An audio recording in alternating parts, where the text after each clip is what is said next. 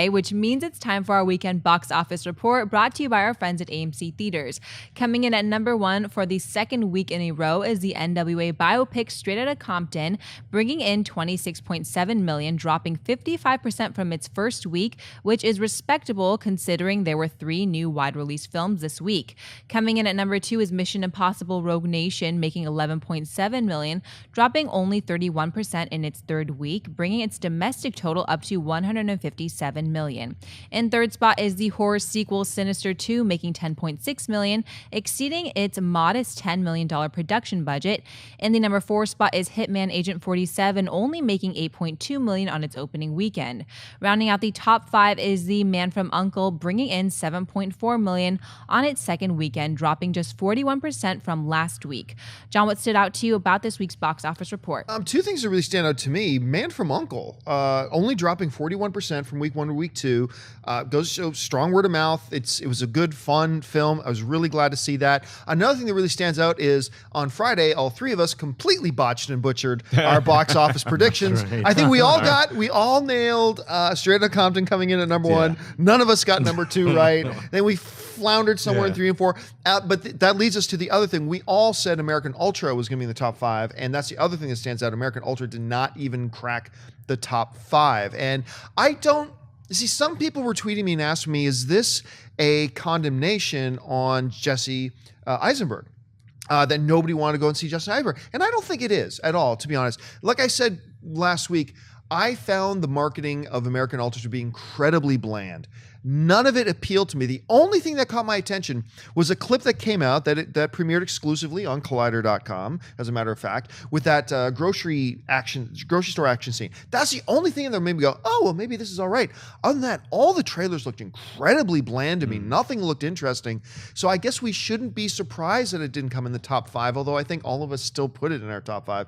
Anyway, what on the box office report stands out to you? I mean, Hitman, at least kudos to Hitman, because the marketing made me know that there was a movie called Hitman Agent 47 that was coming out this week, because I really wasn't that aware of Sinister 2, and I work in the space, no idea American Ultra was coming out. You see billboards, you see quick ads for it, you have no idea what the movie's about. And apparently, I didn't see American Ultra. I missed the screening for it. I heard it's pretty good, which is a shame that it didn't do better, because maybe if they had a little more confidence in it, it would have done well. You have Jesse Eisenberg and Kristen Stewart in there, and my twin Topher Grace. It should have at least been able to crack the top 5. It's nice to see 2 spy movies in the top 5. Like, right. it shows 3 actually. People still sorry, the 2. NWA wasn't really spies; they were more rappers. It's nice. That's how good of a spies that they are. Right. You didn't even undercover. know. Deep cover. That's right. Hey, look, Ice Cube can play a spy in his new movie Cubed, coming out next year. By the way, last week we asked people, guys, Schnepp mentioned something about Ice Cube, Ice-T, Vanilla Ice, and I said, hey, you guys make us some posters, and I should have brought some in because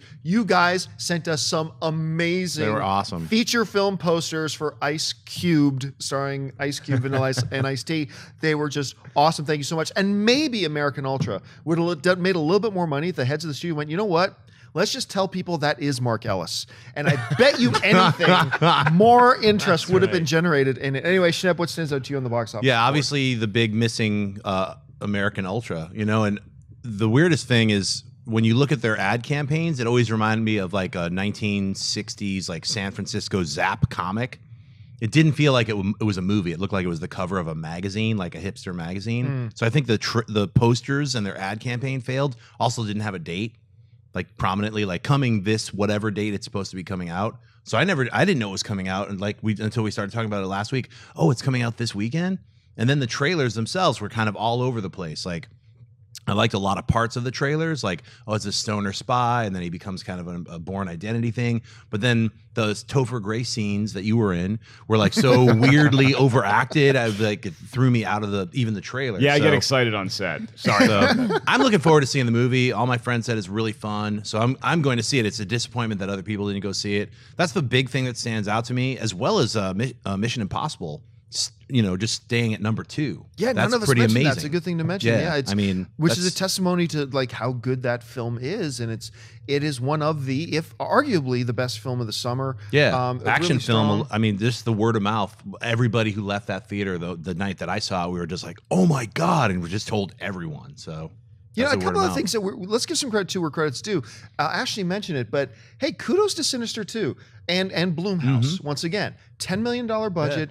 Once again, Blumhouse they know how to do this, man. They crank out these films on lunch money, and they become profitable. It already exceeded its production budget of $10 million just domestically in its opening week. So good for Blumhouse again. And with Agent 47, I finally found out how much it cost them to make the Agent 47, which was $35 million. A very modest amount. It's going to keep them from losing too much money on that film, but it just highlights again, man, they tried to make a $100 million movie on a $35 million budget, and it really showed. Oh, you know what I was going to mention about Sinister 2 is it's just indicative of this year. Horror films across the board have all made money. Every single horror film that's been released has made its money back. Right, but a horror movie that comes out now in August should do better. I'm sorry. Like Sinister 2, I wasn't a fan of it. I was disappointed by it. With the name brand like Sinister, the first one was a really good movie. It should have done better than $10 million. I don't care how much money it cost to make. Right. It should have been around 15 to 20. You're just mad because you predicted it to come in second place on your box office. I'm so upset. My kids are now going to have to go to public school.